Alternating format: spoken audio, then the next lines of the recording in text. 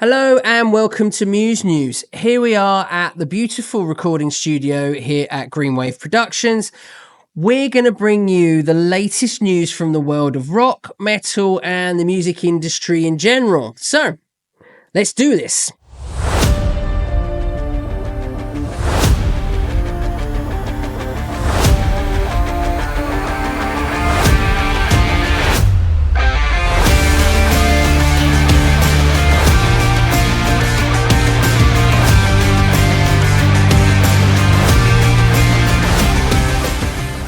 First up, the Foo Fighters. Well, they've cancelled their shows in the summer here in Europe for 2025. Apparently, they're still going to be playing in Asia, in places like Indonesia, Singapore and Japan in October. Those gigs are still on. Now, there's some speculation around why these shows have been cancelled.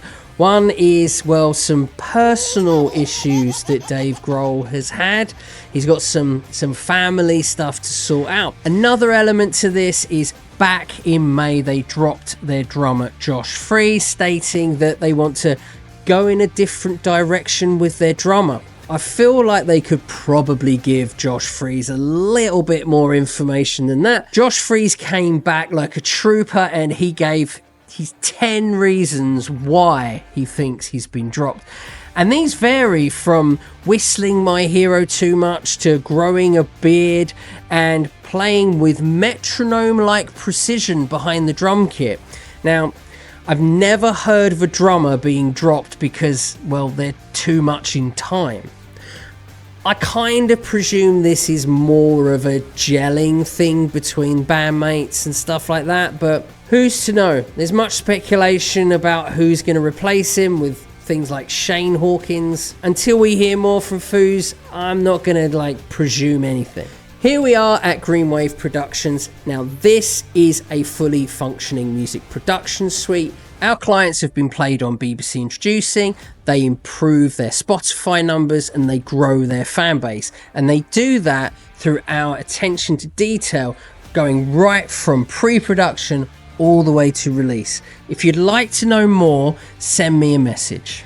Download happened this month and one of the big talking points of the festival was the band President. If you don't know who President are, they're another masked band. Nobody knows who the lead singer is. Apparently it might be Charlie Simpson from Busted, but who knows. For me personally, this has all been done before. I mean, Slipknot were doing this 30 years ago. What interests me is the fact that they got to play the Dogtooth stage at one of the biggest festivals in the country and they hadn't actually released any music. They'd never played anything live. This was essentially their first ever gig.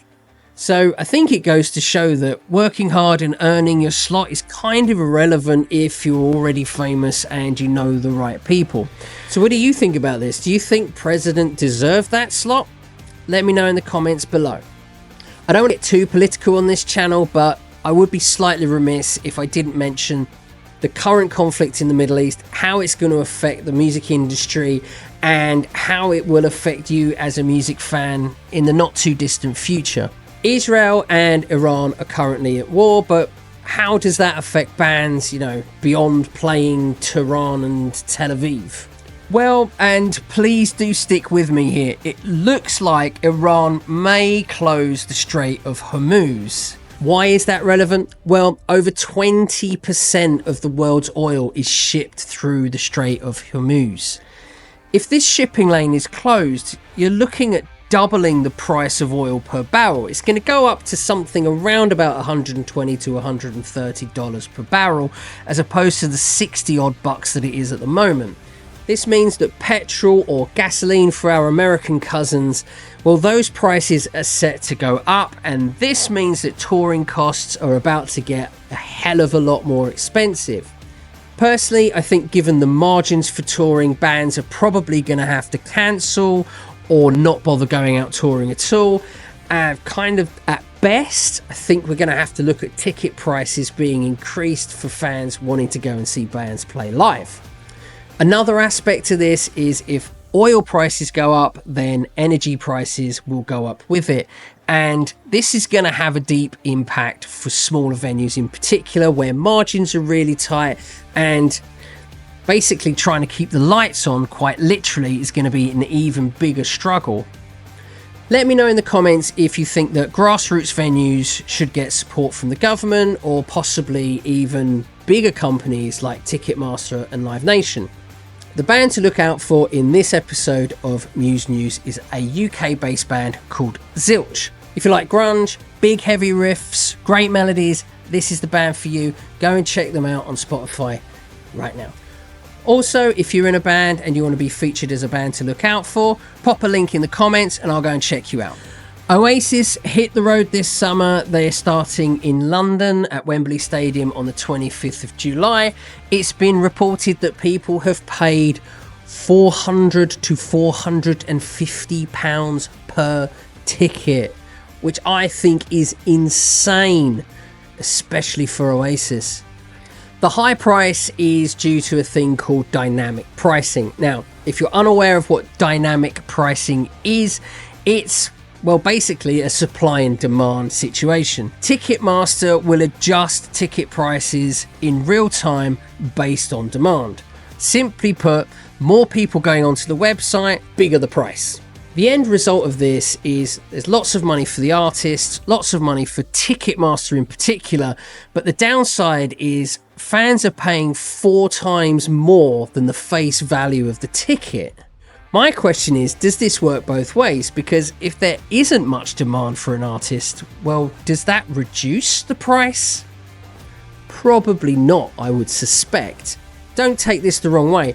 I'm all for bands making as much money as possible from gigs, but I feel like this practice is just going to price fans out from seeing bands. But then, when you have this sort of attitude towards fans... I come first. You come before your fans do. You make of course do. That's me, yeah. You have a concert. I come first. Fans. I don't care. I forgot about it. I didn't know. No one sorted me out, so I come first before any and that's my attitude, alright? Yeah, I feel like he doesn't care. Do you think dynamic pricing is good for the music industry, or just a way for Ticketmaster to make huge amounts of money? Let me know below. The latest offering from Queens of the Stone Age is a live album called Alive in the Catacombs. Queens played to their largest audience to date, over 6 million people. The thing is, all of those people were deceased, and their bones line the walls of this very unique venue. The band played the Catacombs in Paris. The Catacombs were established in the 1700s, and previously they were quarry tunnels. Parisians were a little bit worried at the time because their cemeteries were overflowing, and I guess they had to do something with those bodies. So they thought, well, let's shove them down into these quarry tunnels. The Catacombs are 22 metres or 66 feet deep and run a 1-mile circuit underneath the city. Queens recorded Alive in the Catacombs in July of last year, and as a Queens of the Stone Age fan, it was actually really nice to hear a mellow version of their songs. I love the fact that this wasn't overproduced. You can really hear the ambience of the Catacombs, you can hear the band moving around, you can hear the water in the background. It really gives the listener a real sense of being in the Catacombs, which I feel was kind of the point of them doing it in the first place. You've got to remember there's no one else there but crew and, well, 6 million dead people.